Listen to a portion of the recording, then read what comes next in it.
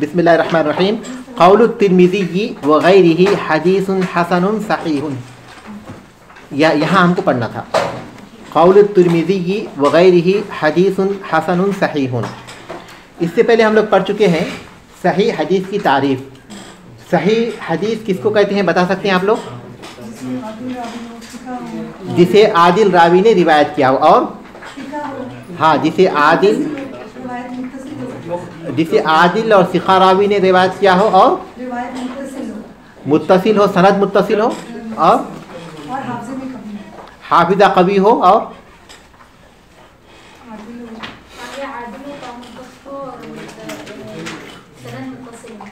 क्या है?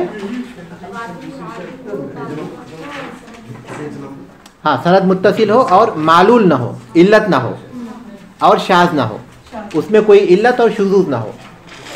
तो 5 शर्तें हो गई सही हदीस के सिलसिले में। सही हदीस के लिए 5 शर्तों का या 5 चीज़ों का पाया जाना ज़रूरी है। पहली ये कि उसके रावी आदिल हों, और दूसरी ये कि उसके रावी कवी हाफिज़े वाले हों जिसको ज़ाबित कहते हैं, और तीसरी ये कि उसकी सनद मुत्तसिल हो, और चौथी ये कि उसमें कोई शुज़ूज़ ना हो, और पाँचवीं ये कि उसमें कोई इल्लत ना हो। और हसन हदीस की तारीफ़ ये है कि उसमें ये शर्तें पाई जाती हों सिवाय इसके कि उसके हाफिज़े में उसके हाफिज़ा सही हदीस के रावी के मुताबिक ना हो, उसकी तरह ना हो, बल्कि हाफिज़े में ज़रा सा कमज़ोर हो। ये हसन है। तो अब क़ौलु तिर्मिज़ी, तिर्मिज़ी का कौल, वग़ैरिही और दूसरों का कौल, हदीसुन हसनुन सही, हदीस हसन सही। हसन सही हदीस कहना, किसी हदीस के बारे में इमाम तिर्मिज़ी रहमतुल्लाह अलैह कहते हैं कि हदीसुन हसनुन सही, ये वो हदीस है जो हसन और सही है। उसका क्या मफ़हूम है वो उसकी वजाहत कर रहे हैं। अगर हम लोग जो है हसन और सही की तारीफ़ को जहन में रखेंगे तो फिर इसको समझना बहुत आसान हो जाएगा, इसीलिए मैंने उसकी तारीफ़ पूछी। अब इस इबारत की तरफ आइए। वक़द तस्तक़शिरुल इबारतुल मज़कूरतु, वक़द तस्तक़शिरुल इबारतुल मज़कूरतु लिअन्नल हसना क़ासिरुन अन दरजतिस सहीह फ़कैफ़ यजतमिउ इस्बातुल क़ुसूरि व नफ़ीही फ़ी हदीसिन वाहिदिन। और मज़कूरा इबारत से इश्काल पैदा होता है। वक़द तस्तश्किलु अल इबारतुल मज़कूरतु, और मज़कूरा इबारत से इश्काल पैदा होता है। लिअन्नल हसना क़ासिरुन, इसलिए कि हसन दर्जे में कम है, अन दरजतिस सहीह, सही के दर्जे से, इसलिए कि हसन सही के दर्जे से दर्जे में कम है। फ़कैफ़ यजतमिउ, फिर कैसे जमा हो सकता है इस्बातुल क़ुसूरी, कमी व नफ़ीही, और कमी की नफ़ी एक ही हदीस में, फिर कमी और कमी की नफ़ी एक ही हदीस में कैसे जमा हो सकती है। और इस इबारत से, मज़कूरा इबारत से, यानी हसनुन सही, हदीसुन हसनुन सही, इस मज़कूरा इबारत से इश्काल पैदा हो सकता है, इसलिए कि हसन सही से दर्जे में कम होती है। फिर किसी क़ुसूर को साबित करना और उसकी नफ़ी करना एक ही हदीस में कैसा जमा हो सकती हैं। यानी हदीसुन हसनुन जब कहते हैं तो इसका मतलब ये कि उसके रावी हिफ्ज़ में कमज़ोर हैं। जब हदीसुन सहीहुन कहते हैं तो उसका रावी हिफ्ज़ में कवी हैं। तो फिर वो जो कमज़ोरी है और क़ुव्वत है, दोनों फिर एक ही हदीस में कैसे जमा हो सकते हैं? समझ रहे हैं ना इश्काल को? तो ये इश्काल पैदा होता है। वक़द अजाब अल हाफ़िज़ अन ज़ालिक, हाफिज़ रहमहुल्लाह ने या इब्न सलाह रहमहुल्लाह ने इसका जवाब दिया बिअन्नल हदीस अल्लज़ी उतलिक़ अलैहिल वस्फ़ानी, कि वो हदीस जिस पर दो वस्फ़ का इतलाक़ किया गया हो, अल हसन व सिहा मान, एक साथ, हसन और सही का एक साथ, वो हदीस जिस पर हसन और सही दोनों वस्फ़ों का या दोनों सिफ़ात का एक साथ इतलाक़ किया गया हो, ला यखलू, वो खाली नहीं होती। इम्मा अन यकून गरीबन, इस बात से कि या तो वो गरीब होगी, तफर्रद बिही राविन वाहिद, जिसे सिर्फ एक रावी ने रिवायत किया होगा, औला, या दूसरी सूरत यह है कि वो गरीब नहीं होगी, उसे दूसरे रावियों ने रिवायत किया होगा। तो हाफिज़ रहमहुल्लाह इसका जवाब देते हैं कि वो हदीस जिसके ऊपर दोनों औसाफ का इतलाक़ किया गया हो, हसन और सही का, वो दो शक्लों में से एक शक्ल से खाली नहीं होती, दो सूरतों में से एक सूरत से खाली नहीं, या दो सूरतें उसमें होंगी। या तो वो हदीस गरीब होगी जिसे एक रावी ने रिवायत किया होगा, ठीक है, یا پھر وہ حدیث غریب نہیں ہوگی. یہ دو صورتیں ہیں. واضح ہے؟ فعلت تقدیر الاول، پہلے تقدیر کی بنیاد پر. پہلی تقدیر کیا ہے کہ وہ حدیث غریب ہے. پہلی تقدیر جو انہوں نے بتایا کہ اس حدیث میں دو باتیں ہوں گی، یا تو یہ کہ اسے ایک راوی نے روایت کیا ہوگا وہ حدیث غریب ہوگی، یا پھر یہ کہ وہ حدیث غریب نہیں ہوگی بلکہ دوسری روایتوں سے بھی وہ ثابت ہوئی ہوگی، دوسرے راویوں نے بھی اسے روایت کیا ہوگا. اب پہلی تقدیر پر کہ وہ حدیث غریب ہے، غریب اس حدیث کو کہتے ہیں جس کا راوی ایک ہے. تو پہلی تقدیر اگر مان لیں گے فعلت تقدیر الاول، تو پہلی تقدیر کے اعتبار سے یعنی اگر ہم اس حدیث کو غریب بتاتے ہیں، یکون سبب الجمع بین الوصفین، تو دونوں وصفوں کے جمع کرنے کا سبب یہ ہوگا کہ تردد ذالک الامام، اس امام کا تردد، اس امام کا شک، ان کا ڈاؤٹ، فی من انفرد بہ، اس شخص کے بارے میں جو اس کو روایت کرنے میں منفرد ہے. اس امام کا تردد ہے اس شخص کے بارے میں جو اس روایت کو بیان کرنے میں منفرد ہے. حل کان ضابطا، کہ وہ ضابط ہے یعنی اس کا حافظہ قوی ہے، فحدیث صحیح، تو اس کی حدیث صحیح ہے. او کان خفیف الضبط، یا پھر اس کا وہ حافظے میں کمزور ہوگا، خفیف ہوگا، فحدیث حسن، تو اس کی حدیث حسن ہے. پھر ایک بات دیکھیے، فعلت تقدیر الاول، پہلے تقدیر کو اگر مان لیں تو پہلے تقدیر کی بنیاد پر یکون سبب الجمع، تو بین الوصفین، تو ان دونوں وصفوں کو جمع کرنے کا سبب یہ ہوگا، یعنی صحیح اور حسن، ان دونوں وصفوں کو جمع کرنے کا سبب یہ ہوگا کہ تردد ذالک الامام، اس امام کا تردد، فی من انفراد بھی، اس شخص کے بارے میں جو اس کو روایت کرنے میں منفرد ہے. حل کان ضابطا، کہ کیا وہ راوی اس کا حافظہ قوی ہے، فحدیث صحیح، کہ اس کی حدیث کو وہ صحیح کہیں گے. او کان خفیف الضبط، یا اس کا حافظہ خفیف ہے، فحدیث حسن، کہ وہ اس کی حدیث کو حسن کہیں گے. تو انہوں نے ان کو اس بات میں تردد ہے کہ وہ راوی، اکیلا راوی جو اس حدیث کو روایت کر رہا ہے، وہ حافظے میں کیسا ہے، قوی ہے یا پھر کمزور ہے. تو ان کو ڈاؤٹ ہے، اگر وہ قوی ہے تو اس کو صحیح کہیں گے، اور اگر حافظ میں کمزور ہے تو اس کو حسن کہیں گے. تو ان کو ڈاؤٹ ہے، اس لیے انہوں نے کیا کیا، دونوں کو جمع کر دیا. واضح ہے؟ وہ تقدیر العبارتی، تو اس عبارت کی تقدیر یہ ہوگی، تقدیر کا مطلب یہ کہ جو حذف ہے، جو حذف کوئی چیز حذف ہے، اس عبارت کی تقدیر یہ ہوگی کہ حسن او صحیح، تو بجائے اس کے کہ وہ حسن او یہ حدیث حسن ہے یا صحیح ہے کہنے کے بجائے انہوں نے او کو نکال دیا، حسن صحیح کہہ دیا. ٹھیک ہے؟ وہ تقدیر العبارتی، اور عبارت کی تقدیر ہوگی حسن اور صحیح، کہ یہ حسن ہے یا صحیح ہے. وَيَكُونُ دُونَ مَا قِيلَ فِيهِ، اور وہ حدیث اس حدیث سے کمتر ہوگی جس کے بارے میں یہ کہا جائے کہ حدیث صحیح بالجزم، جزم کے ساتھ صحیح. جس حدیث کے بارے میں صرف صحیح کہیں گے وہ حدیث اس سے زیادہ صحیح ہوگی جس کے بارے میں وہ حسن صحیح کہیں گے اس صورت میں. کیونکہ اگر وہ صحیح کہتے ہیں تو اس کا مطلب یہ کہ حافظہ قوی ہے، ان کو کوئی ڈاؤٹ نہیں ہے. لیکن حسن صحیح کہتے ہیں تو اس کا مطلب ہے کہ ان کو ڈاؤٹ ہے. تو ایسی صورت میں جب اس تقدیر کو ہم مانیں گے، پہلی تقدیر کی صورت میں، تو جس حدیث کو وہ کہتے ہیں کہ حسن صحیح، اس کے مقابلے میں وہ حدیث زیادہ قوی ہوگی جس کے بارے میں وہ کیا کہتے ہیں، صحیح. صحیح. واضح ہے؟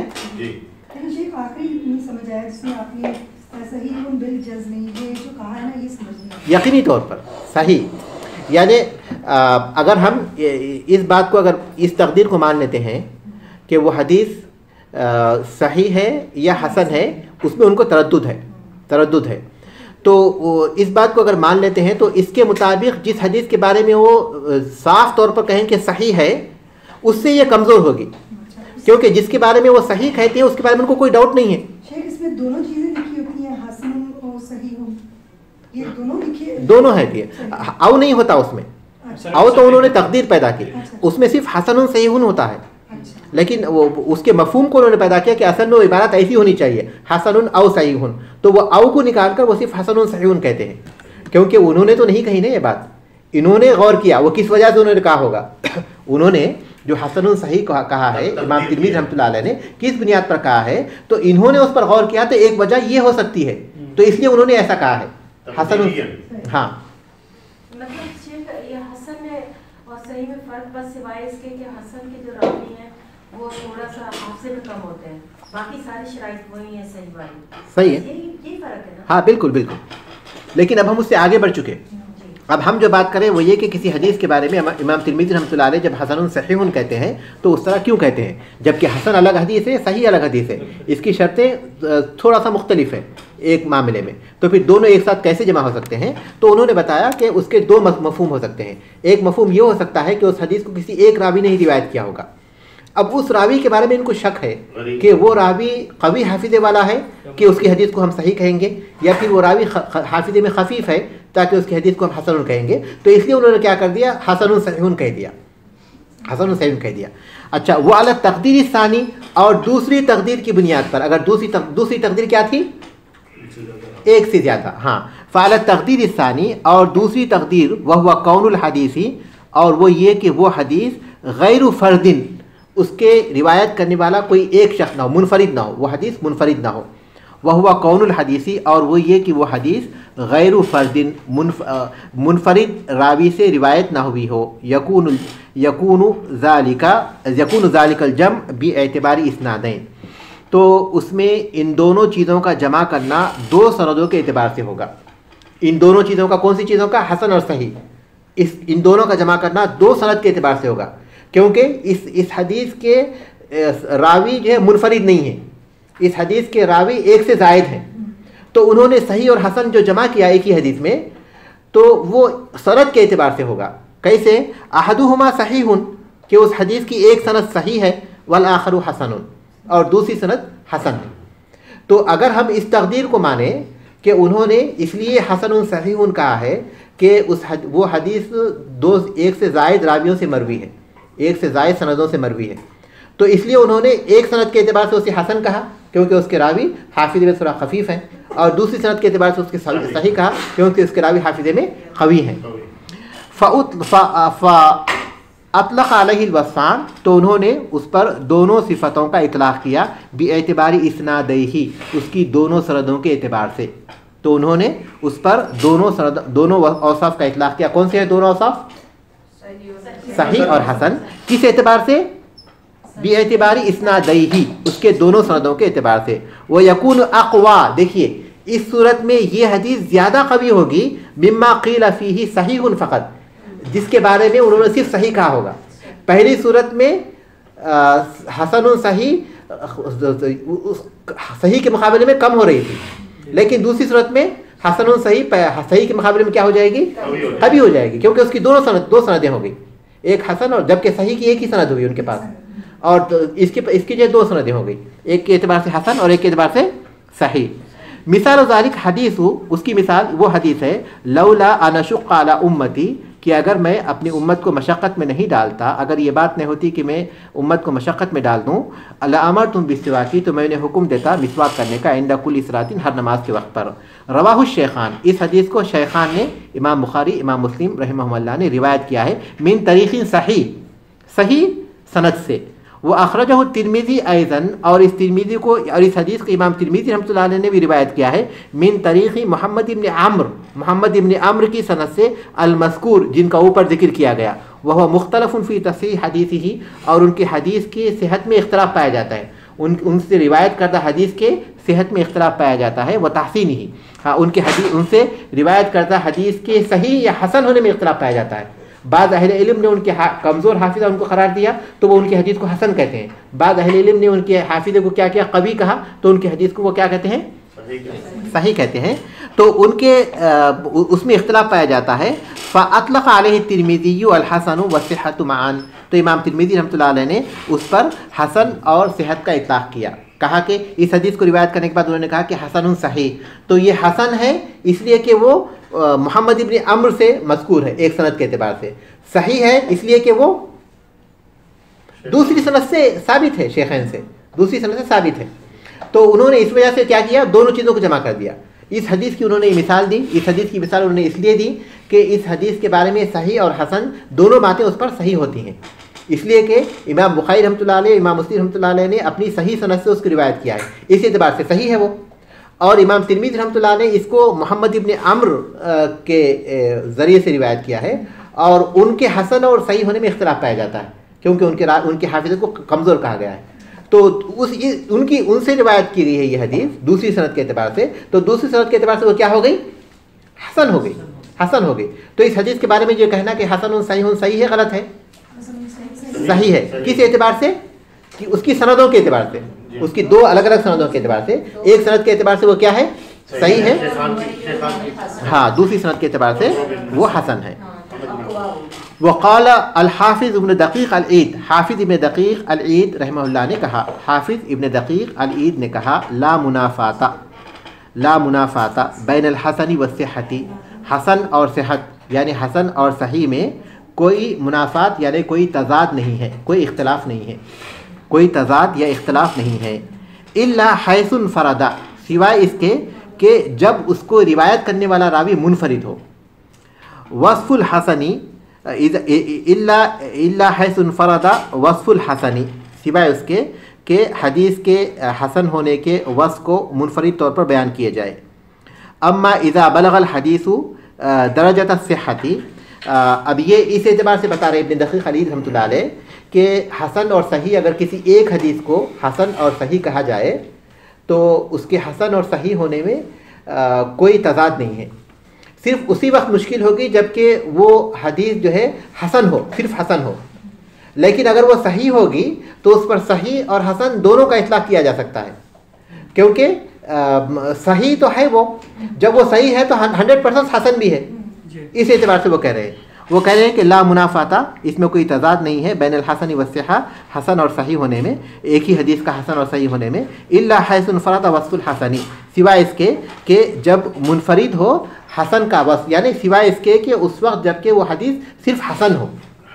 اما اذا بلغ الحدیث درجۃ الصحۃ, لیکن اگر وہ حدیث صحت کے درجے کو پہنچی ہوئی ہو, یعنی اگر وہ حدیث صحیح ہو, فالحسن حاصل لا محالہ, تو حسن تو یقینی طور پر حاصل ہو جاتا ہے.